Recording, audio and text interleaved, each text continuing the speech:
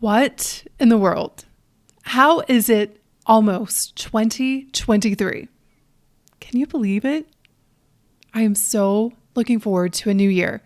And I'm also so grateful for this year. And to wrap up an amazing year, I want to share with you my New Year's Eve tradition in hopes that you will join me. So let's dive in. Welcome to the School of Self-Image, where personal development meets style.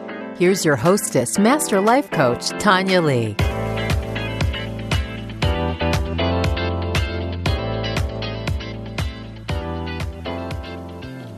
Hello, my gorgeous friends. How are you doing? How are you feeling? Are you excited for the new year? As you are listening to this, I am in Aspen with my family. We have spent Christmas here, and I'll actually be leaving on New Year's Eve to go back to Denver and to spend it with my friends doing two of my favorite things. And that is getting dressed up and going to a nice dinner, followed by game night. If you've listened to this podcast, you know I love a good game night. I can't think of a better way to ring in the new year. So I was thinking about what I wanted to leave you all with as we wrap up another year. What can I share with you to help you really end your year in style, to end your year on a positive note? And what I decided to do is to bring back an older episode that I recorded a couple of years ago. Actually, I recorded it in 2019, right before we were about to head into a year that nobody could have imagined.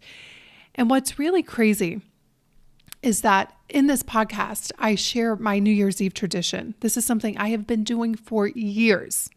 And when I say years, I mean like 10 years. And it has never failed me. It allows me to really celebrate the year I just had and also to set my intention for the coming year. And I was thinking about when I recorded this in 2019, New Year's Eve, and how I had no idea the year I was about to have. And it ended up being an extraordinary year in so many ways. I spent half the year crying and half the year celebrating. It was a year that I made so many big decisions and experienced more life than I can remember ever experiencing up until that point. And so even though my celebrations, like what I had celebrated, and you'll know what I'm talking about when you listen to this episode, it all didn't pan out exactly. That energy helped me to create a phenomenal year that I could have never, ever expected. And so I want you to consider joining me on this tradition that I do every single New Year's Eve. It is beautiful in that it really just helps you honor your life and how far you've come and where you intend to go. Now, one more little side note. When I was listening to this, and this was only, 2 years ago? I realized how far I've come and how much I've grown in 2 years. And when I recorded this episode, I actually had a company called French Kiss Life. Some of you may not know about that. Some of you probably stumbled upon me in the last year. Some of you have been with me since the beginning, so you know all about the French Kiss Life days. But since that episode, I have completely transformed my own life. I started a new business. I moved to a new city. I'm about to move again. I met the love of my life. Just amazing things have happened. And it is because of me doing things like I'm about to share with you. It is a result of me constantly expanding my own self-image, which means expanding my energy, which is what this tradition is all about. I just want to say really quickly, happy New Year to everyone. It is such an honor to be on this journey with each of you. So, without further ado, here is my New Year's Eve tradition, and I hope that you will join me. Now, I don't know if you can relate to this, but I used to start the new year with so much excitement, so many goals. Unfortunately, usually it was weight loss being my main one. But I would be determined that this was going to be the year that I was going to finally reach my goals. And then fast forward to the next year, I was disappointed. I was frustrated. I was like, what is wrong with me? And that was often the cycle that I would start the new year with. And I realized what craziness. In every moment of our lives, we can be focused on what we think we're doing terribly.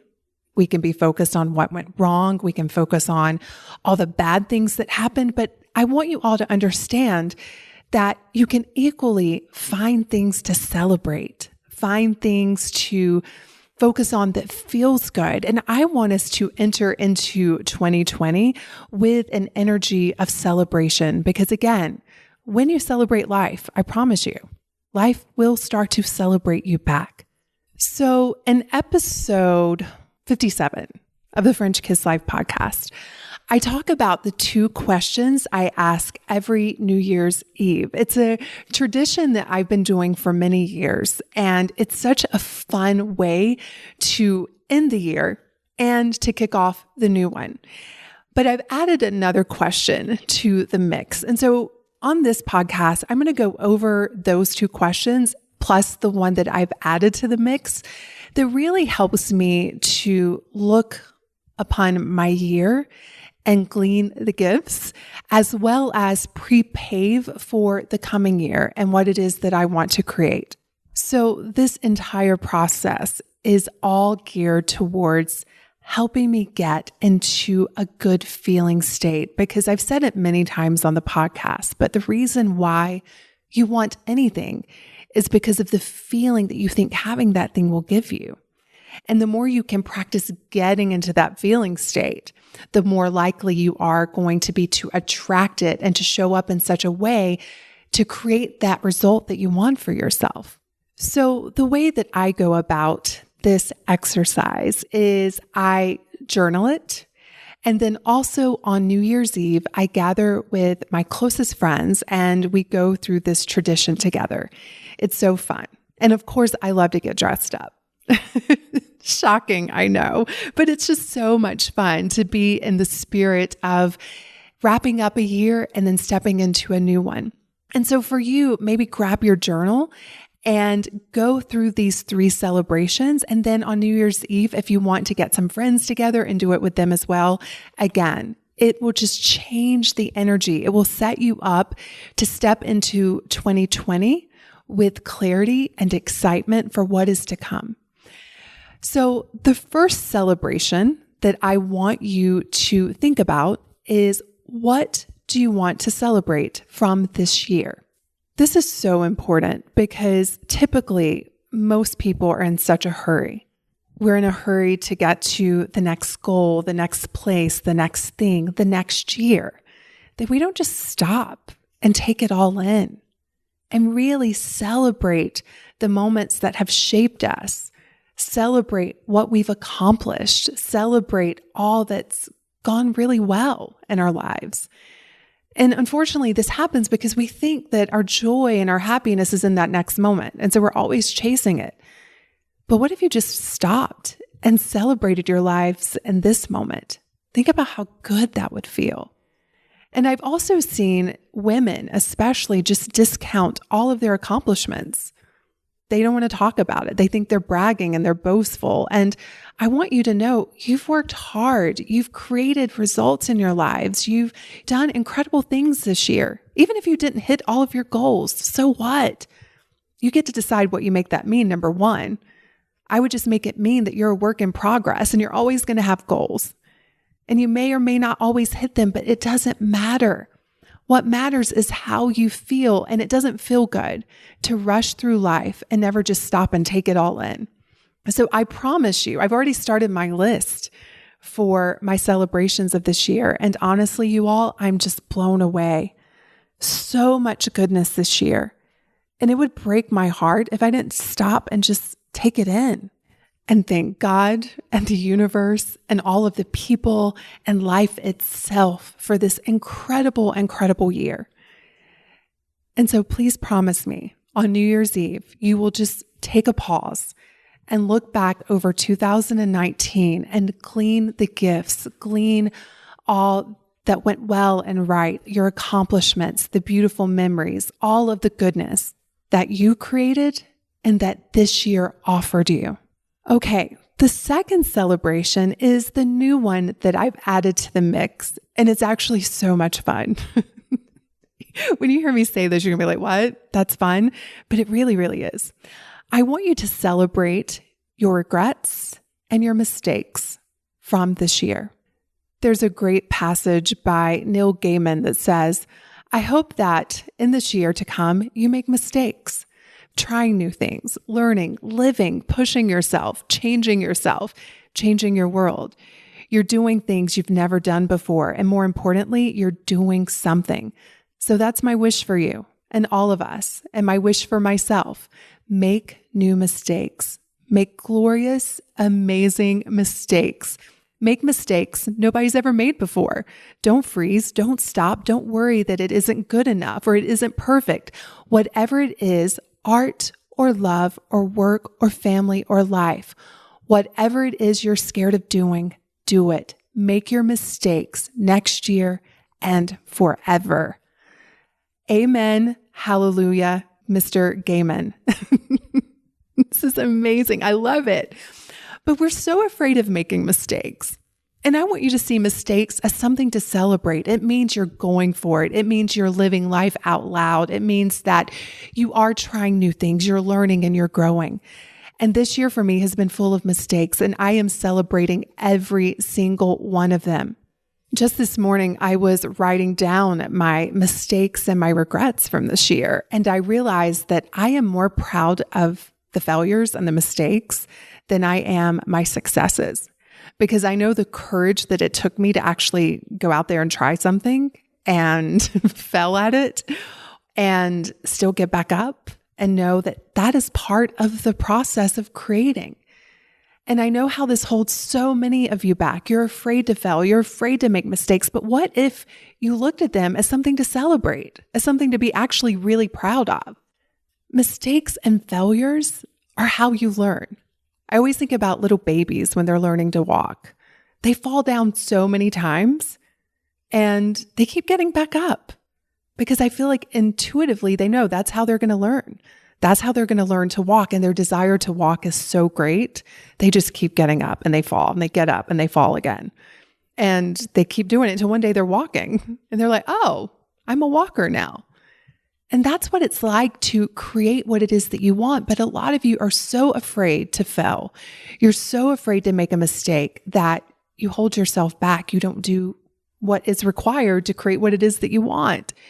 And then let's say you go out there and you try something and it doesn't work. A lot of you beat yourself up over it and you start to run these terrible stories about how you're not good enough. You don't have what it takes, that you're never going to be able to reach your goals and to create your dreams. And that is all such BS. One of my favorite stories is by Sarah Blakely, who's the founder of Spanx, which happens to be $1 billion company, plus. And she talks about when she was growing up, that her dad in the evenings when they were having dinner would ask them, what did you fail at today? He didn't ask them, what did you succeed at? He was like, what did you fail at today?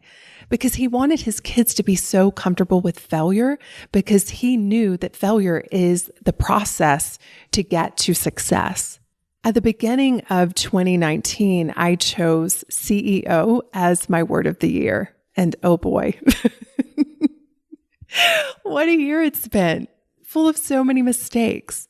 One of them is I made a hiring mistake and I could have easily beat myself up over it. I could have easily told myself the story of you're not good at hiring people, but I didn't do any of that. I'm like, yes, look at you. You hired someone and it didn't work out. This is how you learn. This is how you grow. This is how you get better at hiring. And so I'm celebrating it, all of it.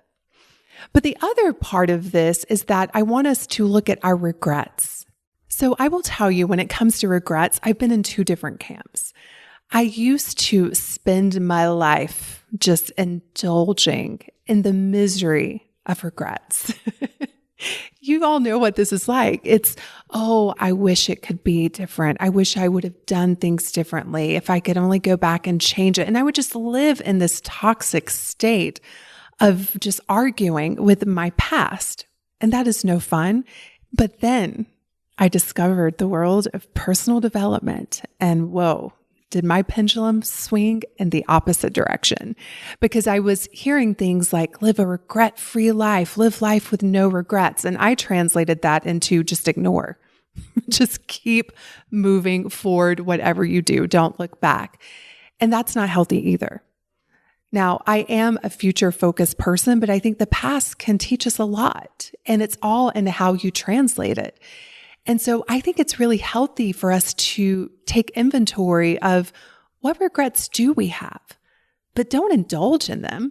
Just look at them and ask yourself, what did those regrets teach me? How can I use what I learned from that in the future to create better results for myself? So when I was thinking about my regrets from this year, I only had a few, which is a miracle because I used to have so many. But that's just a testament to the work that I practice every single day. But the few taught me so much. And one of them seems so frivolous, but because I was just experiencing so much regret over it, I really had to just stop and look at what is this teaching me? One of my regrets was actually a purchase. I bought this handbag that as soon as I bought it, I started to feel regret. And typically I feel really good about my purchases. But when I looked at what did that teach me, I realized that number one, don't be in a hurry to buy something. And I also realized that I was spending money out of alignment, meaning that I felt rushed. I felt like I needed to have a purse to go with this dress I had. It felt yucky. And I learned from it, and I'm celebrating. It was an amazing purchase because of what I learned because of it. I'm not beating myself up over it. It's good to know. It's like, noted, universe. Thank you for teaching me that. Another regret I have is hanging on to someone in my life when my intuition for a long time was saying, you need to let this person go. And I finally let this person go. And oh my God, everything just blew up in the most glorious ways afterwards. But I'm not beating myself up. I'm realizing it happened perfectly. And that regret is teaching me, listen to your intuition, Tonya. She is there to guide you. She knows what is happening. So trust her. And so I'm so grateful for that. Even though the lesson came from regret, it's something that I'm going to be celebrating. And I want you to join me. I want you to make this a practice, because when you're not afraid to make mistakes or to fail or to have regrets, I want you to imagine what you'll go out there and try and do and all that you're going to learn in the process. It's not something to be ashamed of. It's not something to avoid. It's not something to start running a negative story about in your head. Use it for you. Use it as fuel to create what it is that you want to create. Celebrate those mistakes. Celebrate the failures. Celebrate the regrets. So let's talk about the final celebration to wrap up your year in style. This is my favorite. So fun. I want you to celebrate ahead of time. So the way this works is I want you to fast forward to a year in the future. I want you to pretend it's December 31st, 2020. And I want you to celebrate as if it's already happened. I want you to think about what it is that you want to create this year. And I want you to go to the place of it already being done. And I want you to celebrate as if it's already happened. And I want you to get into the energy of it. I want you to think about, who have I become? What did I have to do differently this year? What did I have to let go of? What did I have to become no longer available for? And I want you to feel so proud of yourself for already having created it. I will tell you, I've been doing this practice for many years now, and it's crazy what happens when you get into the energy of it already being done, because inevitably, as you're creating it, you can keep going to that future and reminding yourself it's already done. So when something happens that you didn't plan, and then you go to that place of it already being done, you don't make it mean a big deal. You're like, oh, of course, I'm still going to create it. It's already happened. This is just a little bump in the road. It's not something to be all dramatic about. And you just keep showing up for your dream. I was coaching a woman recently who she is really committed to losing weight. And we did this exercise of her going into the future, and it's already done. And she was just describing how she's changed and how her life is different and who she had to become in order to create the weight loss. And then a couple of weeks later, she had a setback. And I said, but let's go to the place that you were in a couple of weeks ago of it already being done. What do you make this moment mean? And she was like, oh, it's like no big deal. It's just part of the process. And because she was able to access that future her 1 year from now that's already lost the weight, she didn't make it mean anything negative. She just realized, oh, this is a mistake I get to celebrate. It's part of me losing weight. I tell my clients all of the time, weight loss is going to have many, many failures. But if you start telling yourself things like, oh my God, I've fallen off the wagon, this isn't going to work for me, right? All the things that I used to say, then you're going to give up on yourself. But when you practice celebrating ahead of time, a couple of incredible things happen. Number one, you get into the energy of the end. You start at the end. And as you embody that energy of what it is you think that thing will give you, you start to show up different and you become a magnet for what it is that you want. And the other beautiful thing that happens is that when you get into the celebrating ahead of time energy and you come across a challenge or an obstacle or you have a setback, you don't make it mean anything other than, oh, this is part of the process, and you keep showing up for what it is that you want. Now, when I first started this practice many years ago, I would keep it to 3 main celebrations because I knew that I needed to learn the skill of focus and commitment and showing up for that. But as I've done this over and over for many years now, I've grown my list of what I'll be celebrating. And last year I had a pretty intense celebration list. And I got into the energy of it already being done. And I spoke as if it was already being done. It wasn't next year, this time I'll be celebrating. It was like, I'm celebrating. And I listed all of the things that I intended to create and experience this year. Now, fast forward to almost the end of 2019, I have created all of those results for myself. And I had to keep getting into that energy throughout the year. I had to keep reminding myself of what my celebrations were. And again, I had many obstacles and many challenges. But when I got into the state of it already being done, I realized, oh, yeah, of course this happened. It's here to teach me and grow me. And I just kept going. That is the beauty of celebrating ahead of time, my friends. So, to wrap up this episode with the 3 celebrations to wrap up your year in style, I want you to celebrate this past year. All the beautiful memories, all of your accomplishments, the people that came into your life, the lessons learned. I want you to celebrate your mistakes, your failures, and your regrets. Because it tells me you're living, it tells me you're trying, it tells me that you are growing.